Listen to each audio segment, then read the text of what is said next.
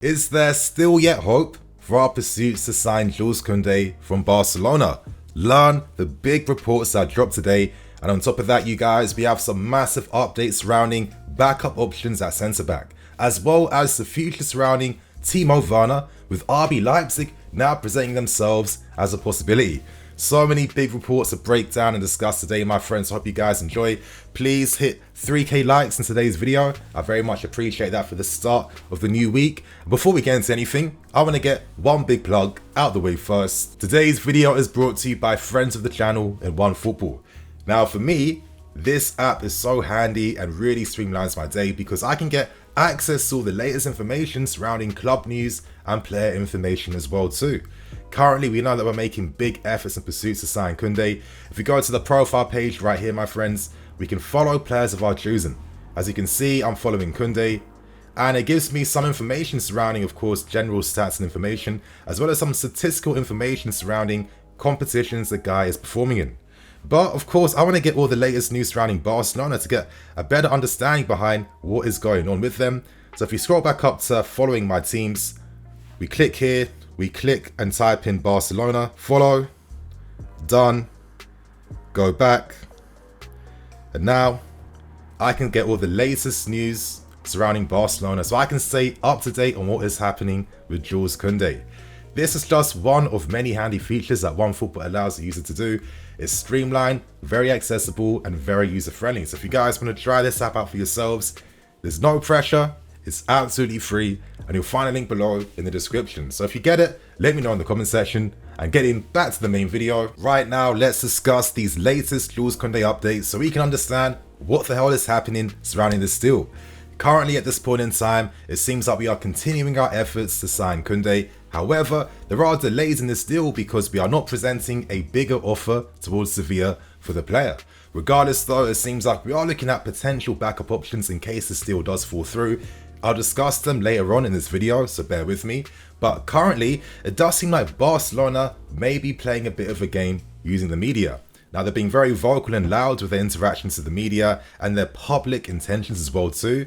But many reports keep mentioning the same thing, and that's the fact that Barcelona have still not presented an official offer, which is the main thing. If there's no offer, there's no deal. But anyway, let's move on. Now for me, I feel like Barcelona are using the media for very tactical reasons, and that is all to extend time to create the funds to sign Kounde. It's all about making more time for this deal. That's the whole point of things. It's creating confusion, of course, and by releasing statements like, of course, Kounde wants to join Barcelona, we are his main option as well too. That creates some doubts and puts pressure on our side. But still though, Laporta, Almeni have not picked up the phone to Sevilla to present an official offer to try and sign them. Now we have an idea on some of the plans that Barcelona are hoping to make as the window goes on. It seems like an offer of 50 million euros plus 10 million on top in add-ons will be what they look to use to try and of course have their bid accepted by Sevilla, as well as contacting Kounde all the time as well too to persuade the player to reject us. That is their main strategy in this window. Get the players to reject interest in other clubs, because that gives Barcelona more leverage to have their terms accepted by the selling clubs. It's worked for Lewandowski, it's worked for Rafinha, it's worked for all their targets. This is what they're doing. Now, due to this Kounde confusion, it seems like we are retaliating back towards Barcelona by letting them know that they may not get their way in terms of signing Azpilicueta, with reports in Spain suggesting that Aspi has already informed Barcelona that he isn't as confident about a move right now. So until Barcelona present an offer on the same parity as ours, they are not signing Kounde at this point in time. Now, before I give my thoughts and opinions, there are some new reports that broke this afternoon. A report from The Guardian suggests that we could collapse this deal if we don't get the green light very soon. We're getting quite frustrated by how things are getting delayed at this point in time. And the article mentioned the fact that Tuchel was quite unsure about Kounde due to things like his height and aerial ability. Now immediately I'm thinking about Azpilicueta, who also played in this back three setup and is around the same height as well too. I think in a wide centre back, they have to be of technical ability. If they're going to be entering the final thirds and linking up in midfield, then you have to be good on the ball. And let's not also forget the fact that we want a wide centre-back option that can also play as a wing-back at times too. So I'm not really buying these excuses for Kounde. But to move on, Romano reports that there's growing confidence now that Barcelona are getting closer and closer to reaching an agreement. However, they still have not presented a final fee and offer. So right now, even though I'm kind of accepting that we may lose out on Kounde, I remain a little bit hopeful, around maybe 40% hopeful that we still have advantages, and these are our advantages for me. The main advantage that we have is that we have more money. We can offer more cash up front structurally for this deal. We can present more money towards the player in terms of wages, as well as offering more money to Sevilla, of course, to make sure that they only sell Kounde to us. For me, this is a simple reality that I've accepted.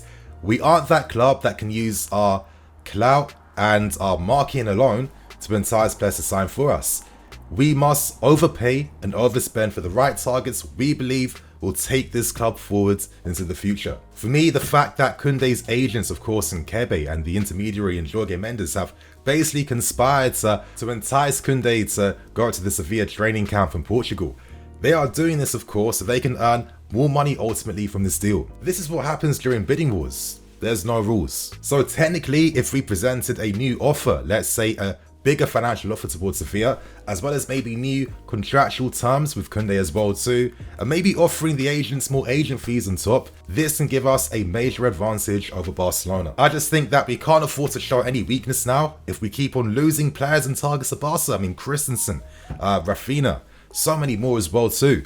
It can't keep happening. And for the final reason, let's not forget that Sevilla are about 20% of this transfer deal to Bordeaux. That was how they originally signed Kounde, so the more money they receive means the more money they have at Sevilla to spend on other targets. And for me, the final reason simply is Frenkie de Jong.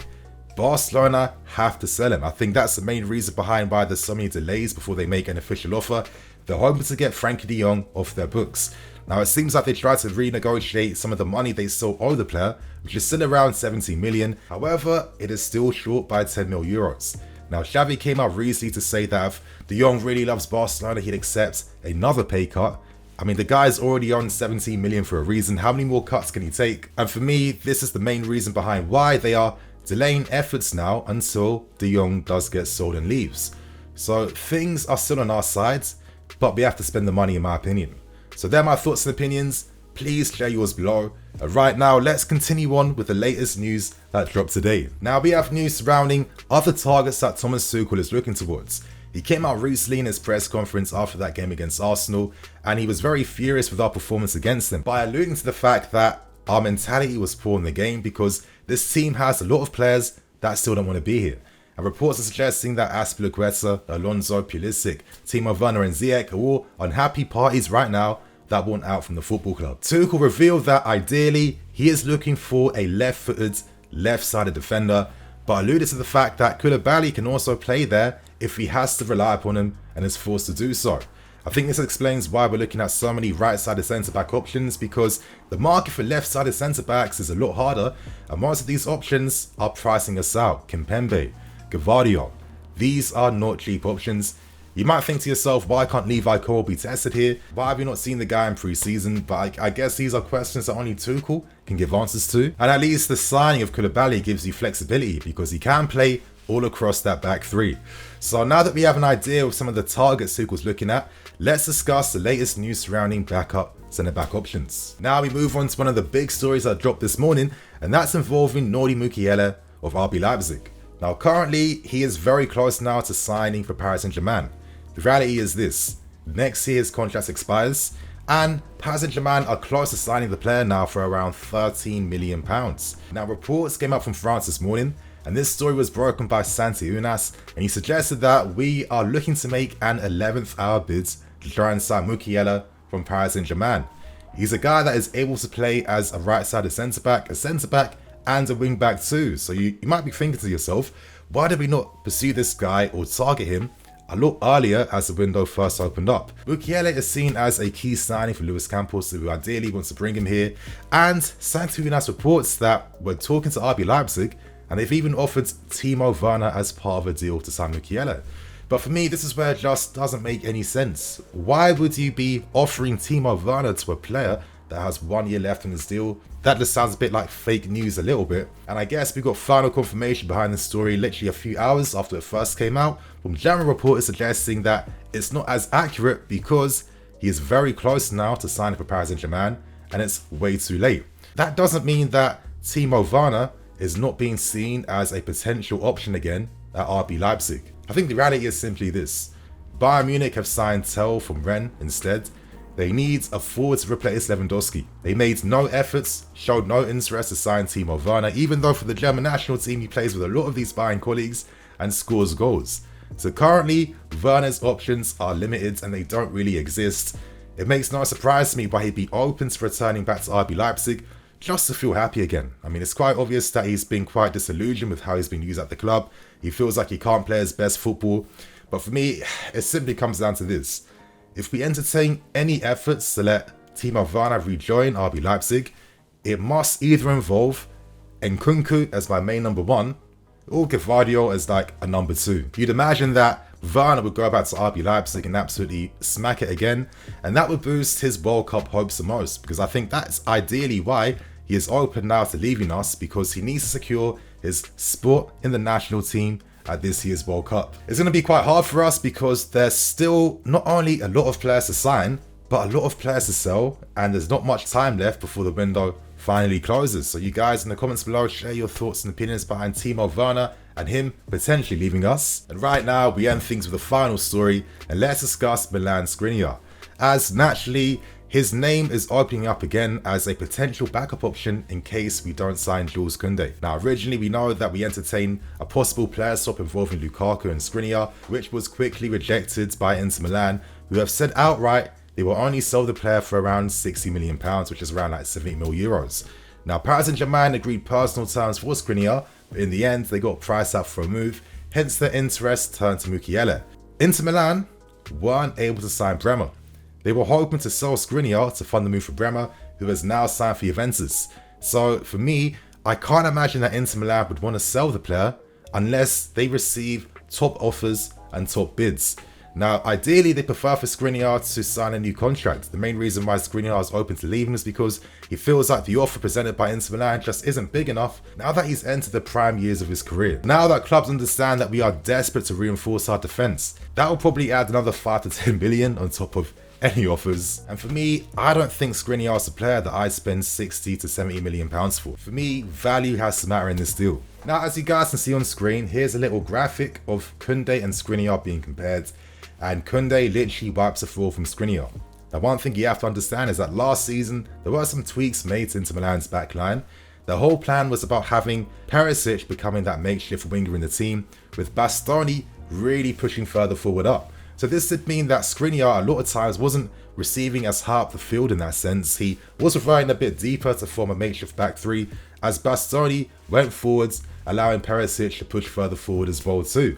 So that would explain some of the stats, but for me, there's some stats that you can never explain. And the thing is that Kounde is superior when it comes to playing key passes. Of course, expected assists, he makes things happen with his passes from the back. When it comes to long passes completed, the guy has that dipping technique that I absolutely love in players. And in terms of his dribbling and progressiveness, it's just superior compared to Skriniar. Skriniar is a very composed defender, but in terms of being that ball-playing defender that's going to literally be like a Thiago Silva from the back, that playmaker out from the back that ideally you want in a back three setup in Tuchel's team, he is not that guy.